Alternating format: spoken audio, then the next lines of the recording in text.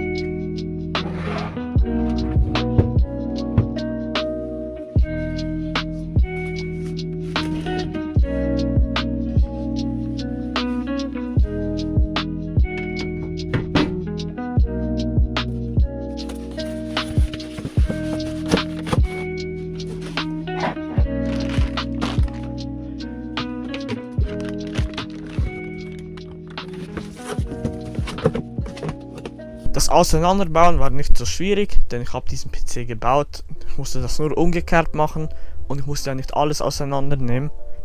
Das ging etwa 10 bis 15 Minuten, also ging das relativ schnell. So, jetzt wo wir diesen PC auseinandergenommen haben, fangen wir mit dem neuen PC an. Als Gehäuse haben wir das Fractal Pop RTG Schwarz. Das TG steht für Tempered Glass, dass es ein Glasseitenpanel hat. An diesem Gehäuse gefiel mir die elegante Optik und das schlichte Design, und es ist ein ATX Case, also kann unser ATX Mainboard reinpassen.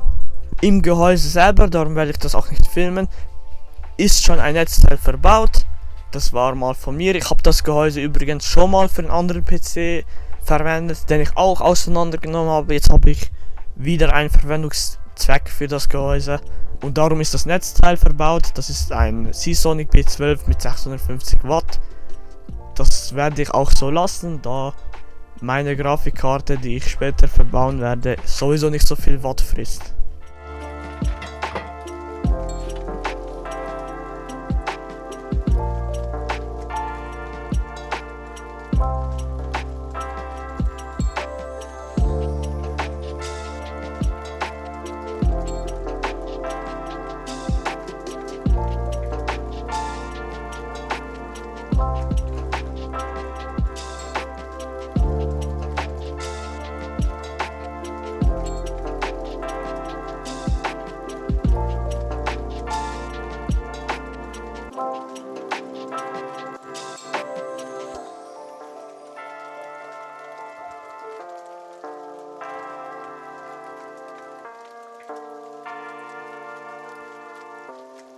Der davorige Prozessor war ein Ryzen 5 3600X, jetzt haben wir einen Ryzen 5 5600.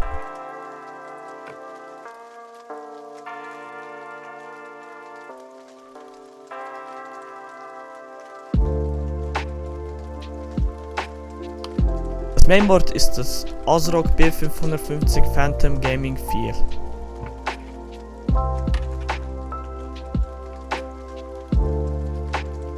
Die SSD ist die Kingston NV3 mit 1 TB Speicher. Und als RAM haben wir 32 GB, also 2x16 GB G.Skill Trident Z RGB mit 3600 MTS. Und was ich auch beobachten konnte, dass DDR4 Speicher viel teurer wird jetzt in letzter Zeit. Ich habe mal gehört, dass DDR4 nicht mehr produziert wird oder auch viel weniger. Dennoch finde ich noch Systeme mit DDR4 Speicher sehr preiswert, da ich dann mehr Budget für die Grafikkarte oder auch für den Prozessor haben kann.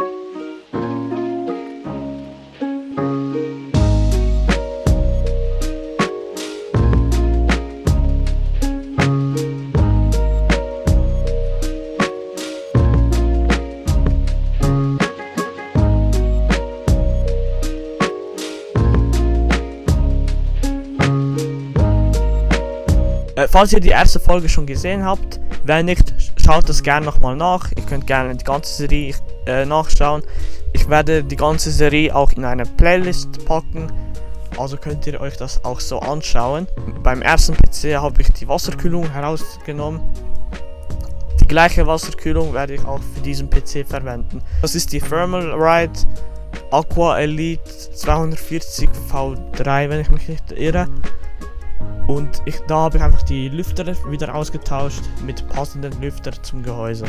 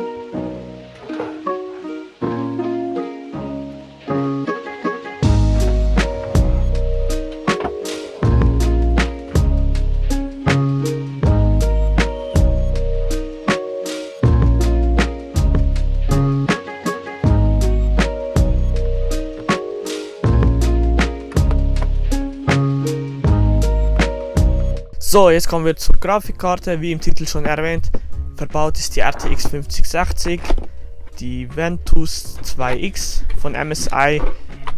Ich habe mich genau für diese Grafikkarte entschieden. Ich weiß, es gibt eine auch von AMD, das wäre die 9060 XT. Beide haben 8 GB VRAM. Und ich habe geschaut, von der Rasterleistung, also von der Rohleistung, sollte die AMD-Karte ganz wenig mehr Leistung haben. Jedoch haben Nvidia-Grafikkarten auch noch DLSS, das Frame Generation und alles, was halt mit der neuen 50er-Serie neu ist. Und der Grund, warum ich das alles überhaupt mache, ich will meine PC schneller verkaufen und eine RTX-Karte wird sich definitiv schneller verkaufen als eine AMD-Karte. Also um das geht es überhaupt im ganzen Bild. Ich möchte ein Bild haben, der preiswert, also preiswert sind meine PCs so oder so. Ich habe die besten PCs, die es überhaupt in der Schweiz gibt. Das hört sich vielleicht ein bisschen eingebildet an, was ich sage. Ist es vielleicht auch, aber was ich mache, ich baue nicht nur die PCs, ich tue auch installieren, ich mache alle Treiber-Updates, ich konfiguriere möglichst sinnvoll, so wie mein Slogan es sagt, Leistung in Design in perfekter Balance. Ich schaue immer, dass meine PCs auch optisch mehr oder weniger gut aussehen, was ich jetzt später ich habe schöne Aufnahmen vom PC gemacht, ihr werdet sehen, der wird einfach gut aussehen und genau, das ist wirklich das Ziel vom PC, dass ich einfach den schnell verkaufe. Und wenn ich den nicht schnell verkaufe, weiß ich nicht mehr, was ich machen soll. Glücklicherweise ist es nicht mein Haupteinkommen und ich mache das nur nebenbei. Mein Ziel wäre es einfach, das mal auch hauptberuflich machen, aber ich bin erst 17.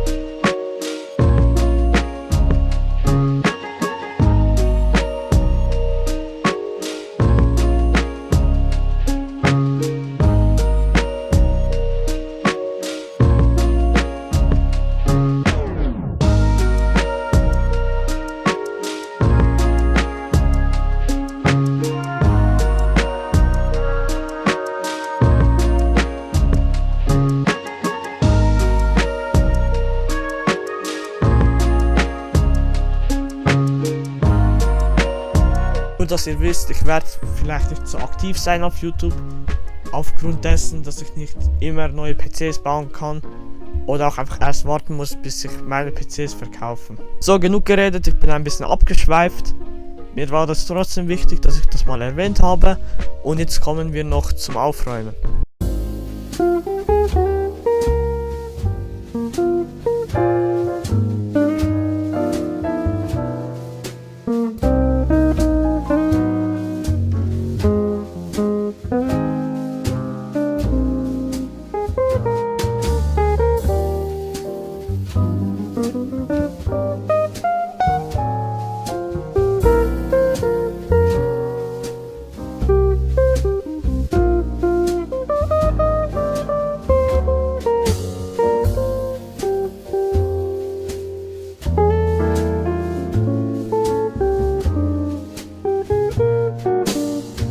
So, wie ich vorhin schon angeteasert habe, ich finde diesen PC wirklich wunderschön. Ich habe mir auch mehr Mühe oder mich mehr damit auseinandergesetzt, auch mit den Aufnahmen. Was auch Vorteil bei W550 Mainboards ist, die haben einen ARGB-Anschluss, also kann ich auch alles digital steuern von der RGB-Komponenten.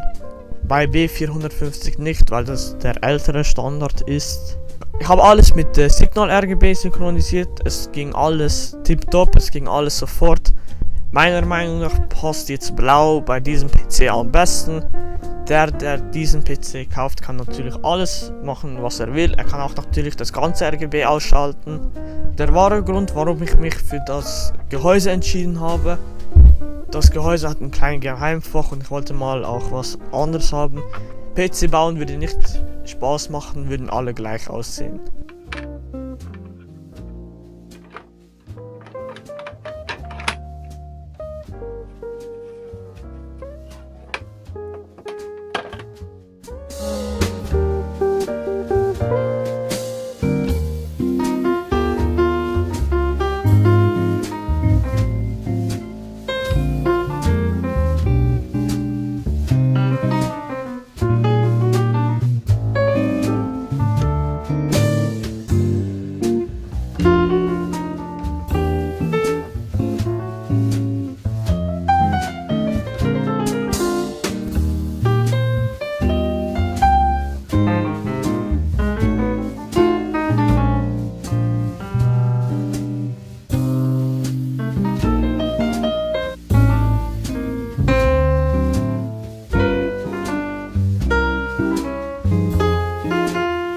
Genau, jetzt zum Schlusswort.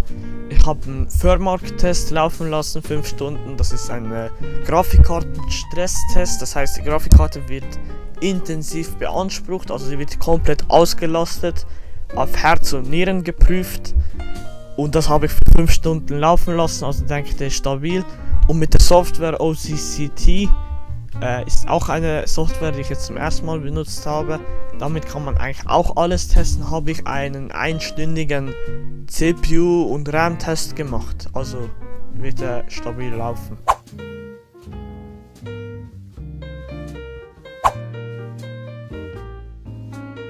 Anschließend kann ich sagen, wir haben insgesamt einen Umsatz von 1690 Franken erzielt. Wichtig zu wissen ist, es ist nur Umsatz. Und viel Geld, was ich in den PCs reinstecke, kommt von meinem Lohn. Wenn du mehr über diesen oder auch andere PCs erfahren möchtest, schau gerne auf meiner Website vorbei. Wenn dir das Video gefallen hat, like gerne das Video und abonniere meinen Kanal.